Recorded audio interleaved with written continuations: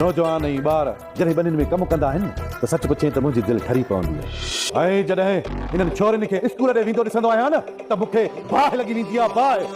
अस्सलाम वालेकुम दोस्तों, जहांगीर ड्रामे जी तव्हांखे अॼु बेहतरीन अपडेट ॾींदासीं ऐं सुहिणी अपडेट। जी हाँ दोस्तों, जहांगीर ड्रामे में कहिड़ा अदाकार ऐं ही कहिड़े क़िस्म जी कहाणी आहे ऐं कहिड़े ॾींहुं हिन जी एपिसोड ईंदी, तव्हांखे सभई ॻाल्हि ॿोल अॼु हिन नंढड़ी वीडियो में ॾींदासीं। उन खां पहिरियां असांजी हिकु नंढी गुज़ारिश आहे, अगरि असांजे यूट्यूब चैनल ते न त महिरबानी करे असांजे यूट्यूब चैनल खे ज़रूरु सब्सक्राइब कंदा। दोस्तों, हिन जा 2 ट्रेलर रिलीज़ थी चुका आहिनि ऐं हाणे इन जो ईंदो प्रोमो।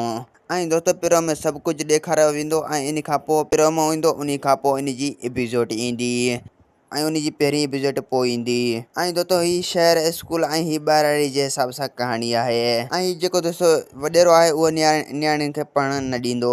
दोस्तों, ग़ुलामी ऐं हारी ऐं वॾेरा इन हिसाब सां जंहिंमें मौजूद सतार लाड़ शैतानी हिसाब सां शैतान ऐं बदमाश जो किरदारु इन में बि अदा कयो आहे। ऐं जेको इन ड्रामे में हीरो आहे उहो छोकिरी सां गॾु कॉलेज में पढ़ंदो आहे। यानी तव्हां ग़ुलाम हुसैन ड्रामे में ॾिठो त डॉक्टर ऐं डॉक्टरनी ॿई पढ़ंदा आहिनि ऐं उन्हनि जो बि इश्क थी वेंदो आहे ऐं इन्हनि जो बि ईअं पाण में इश्क थी वेंदो आहे। त अहिड़े हिसाब सां कहाणी आहे ऐं इन में त ॿियो त इन में वॾो हीरो कोन आहे। त ज़हर ज़िंदगी में जेको उठ जो भाउ मतिलबु तव्हां ॾिठो उहो इन में बि हीरो आहे। ऐं काफ़ी दोस्त चई रहिया आहिनि हीउ ड्रामो साॻियो आहे चंड ग्रहण या ॿियो आहे। दोस्तो, हीउ KTN TV वारनि जो ड्रामो आहे ऐं जेको चंड ग्रहण ड्रामो आहे उहो सिंध TV वारनि जो आहे। ऐं दोस्तो, इन जा एपिसोड 8 ॾींहंनि में 2 ईंदा। असांजो हीअ